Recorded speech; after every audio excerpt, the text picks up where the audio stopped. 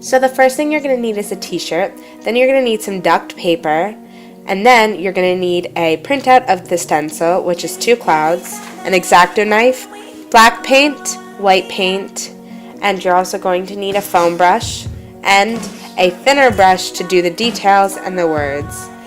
And the last 2 things is just a container for your paint and something to put inside the shirt, such as cardboard. Let's do this!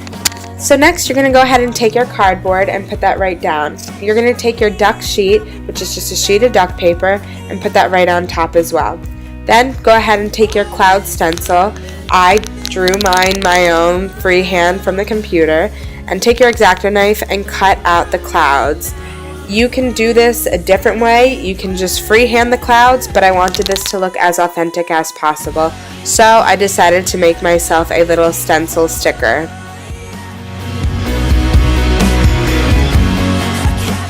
So you can just ignore this part. I don't know what I was trying to do, but it obviously didn't work. So go ahead and finish and cut out the rest of your cloud and just pull that right off so it'll be a perfect cloud stencil for you. Go ahead and lay out your t-shirt. Make sure to take the sticker off because you do not want to paint on the sticker because you would have some awkward marks. But yeah, so just spread that out and then go ahead and take your duck sheet stencil and position it the way you want to. I took the sticker sheet off and positioned it at least 2 times because it wasn't straight, and guess what, at the end it still wasn't straight. So yeah, then I'm going ahead and taking my bottom cloud and my black paint just so I can paint the lines, the outlines of the black cloud, so I know where to stop with the black paint.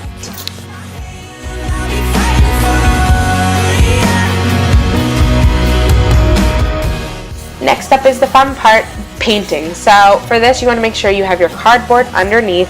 I forgot, and that's why I just cleared it to fix it up.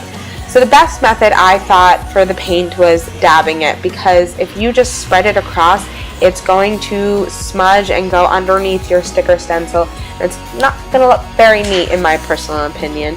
So what I'm doing here is just taking the fine brush and painting in the parts closer to the circle. And then I'm going to take my white paint, and there is a gap space, blue gap space, in between the black and the white cloud, and I'm just filling that in. And now I'm just filling in the second cloud with the white paint. And as you can see, I'm going to need at least a few coats of this white paint to make it look white and not light blue.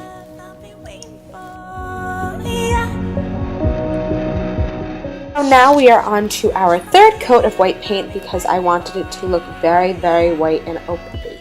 So this is what the third coat looks like. And then I'm going to go ahead and freehand the OK on top in white. I didn't need to write it out. I know some people do, but I just felt comfortable enough to just write it because it doesn't have to be perfect, and it wasn't perfect, but it looks really cool. Also, remember the top OK has a question mark. The bottom one is in black, and I just was a little nervous for this one because I didn't want to go over it with the white again, but it turned out pretty nice, and the OK on the bottom has a period. So when it's completely dry, you're going to go ahead and take off the stencil. There might be an excess piece or two, so go ahead and take your X-Acto knife and take that off. And this is what it looks like. It looks pretty amazing. Thank you guys so much for watching. I'll talk to you soon. Bye!